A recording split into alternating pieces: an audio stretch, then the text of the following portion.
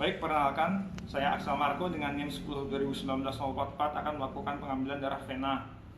Yang pertama, kita dapat memakai alat pelindung diri mulai dari handscoon dan juga masker. Lalu kita dapat memposisikan tangan pasien senyaman mungkin dan mencari venanya. Tangan tolong di kepala.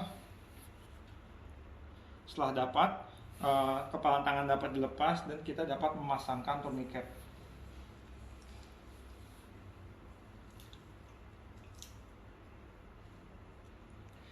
Ketika tourniquet telah terpasang, kita dapat menunjukkan ke pasien bahwa kita menggunakan semprit yang baru. Lalu kita dapat memposisikan semprit setengah sentimeter mundur dari vena dengan derajat 10 sampai dengan 30 derajat. Untuk pasien gemuk kita dapat menaikkan derajatnya. Lalu ketika kita menusukkan jarum, rasanya kurang lebih seperti menusuk ke kertas, lalu jarum seperti menembus ruang hampa. Untuk menentukan apakah jarum telah masuk ke dalam lumen atau tidak, kita dapat melihat darah yang masuk ke dalam tabung. Jika tidak ada, kita dapat menarik semprit untuk mengisap darah. Ketika jarum telah masuk ke dalam lumen, kita dapat menarik semprit untuk mengambil darah sesuai dengan kebutuhan. Dianjurkan untuk tidak melepaskan tourniquet jika kita tidak perlu terlalu banyak darah, karena jika jika tourniquet ini dilepas, maka posisi dari jarum semprit ini dapat berubah. Setelah didapatkan sejumlah darah yang cukup, kita dapat menarik semprit dan menutupnya kembali menggunakan kapas. Sekian, terima kasih. Baik, selanjutnya saya akan melakukan pengambilan darah kapiler. Pada pengambilan darah kapiler ini kita dapat menggunakan handscoon dan masker untuk mencegah adanya transmisi infeksi. Lalu kita dapat menggunakan jari kedua, ketiga, dan keempat pada pasien yang dewasa dan juga pada daun telinga ataupun pada tumit jika pada bayi. Selanjutnya kita dapat menentukan jari mana yang akan digunakan, jari telunjuk misalkan, lalu kita dapat memassage untuk melancarkan peredaran darah dan juga melakukan asepsis. Lalu kita dapat menggunakan lancet untuk mengambil darah. Jika pada lancet telah digunakan, darah yang keluar pada jari tidak perlu untuk diremas-remas, tapi kita cukup dengan cara menghapusnya seperti ini. Baik, selanjutnya pemeriksaan hematokrit. Untuk itu yang kita perlukan ada pipa hematokrit, darah EDTA, wax, standar, dan juga centrifuge. Yang pertama, kita perlu homogenisasikan darahnya. Jangan lupa menggunakan handscoon dan juga masker. Lalu setelah selesai dihomogenisasikan, kita dapat memiringkannya dan juga mengambil darah dengan cara dipompa menggunakan pipa hematokrit.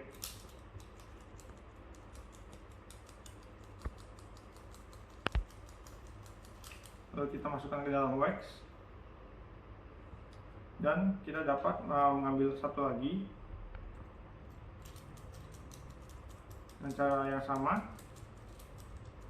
sampai dengan kurang lebih 3/4 dari pipa hematokrit. Lalu kita masukkan ke dalam wax dan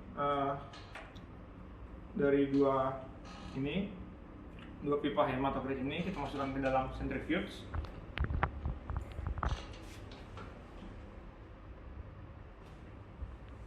Lalu kita tunggu kurang lebih selama 5 menit. Jika telah selesai waktunya selama 5 menit, kita dapat mengambilnya.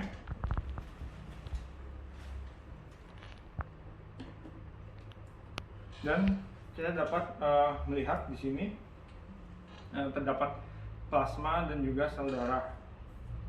Kita harus menempatkan secara tegak lurus sesuai dengan standarnya dan kita dapat melihat perbatasan antara plasma dan sel darah dan menentukan nilai hematokritnya. Sekian dan terima kasih.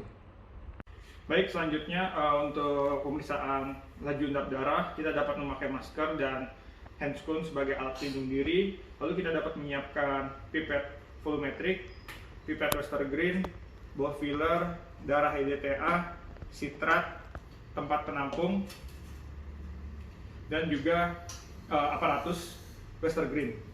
Yang pertama, kita dapat menghomogenisasikan darah EDTA-nya. Lalu kita dapat memasang pipet volumetrik dengan ball filler, dan kita dapat mengambil sitrat kurang lebih setengah mililiter. Lalu kita dapat meletakkan sitrat yang telah diambil ke tempat penampung. Selanjutnya kita dapat mengambil darah EDTA. Pertama kita buka, lalu kita dapat mengambil sampai dengan 2 ml dengan perbandingan 4:1 dengan sitrat. Lalu selanjutnya kita tutup dan kita letakkan pada tempat penampung. Setelah itu larutan tadi dapat kita homogenisasikan dan kita dapat memasang pipet Western green dengan ball filler dan mengambil sampai dengan mencapai batas 0.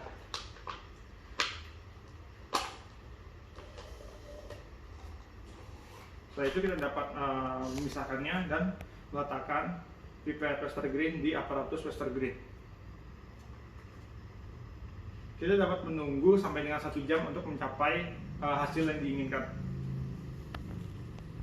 Baik, selanjutnya praktikum hitung leukosit, kita dapat memakai handscoon dan masker. Lalu kita dapat menyiapkan selang, semprit, pipetoma, kamar hitung, kaca penutup, darah EDTA, larutan tork, mikroskop, dan juga tisu. Yang pertama, kita dapat memasangkan semprit dengan selang, lalu memasangkan pipetoma. Kita dapat menghomogenisasikan darah EDTA terlebih dahulu dan mengambil sampai mencapai batas 0,5. Lalu kita dapat menutupnya, dan selanjutnya kita dapat mengambil tork sampai dengan mencapai batas 11. Ketika sudah, kita dapat memisahkannya dan menghomogenisasikan. Kita dapat mengambil tisu, lalu mengelap kamar hitung jika basah, dan mengeringkannya. Kita dapat meneteskan larutan yang telah diambil di bagian tepi dan membiarkan merembes sendiri. Lalu kita tutup menggunakan kaca penutup dan meletakkannya di bawah mikroskop dengan pembesaran 10 kali, kondensor turun, dan diafragma tertutup. Sekian dari praktikum patologi klinik. Terima kasih.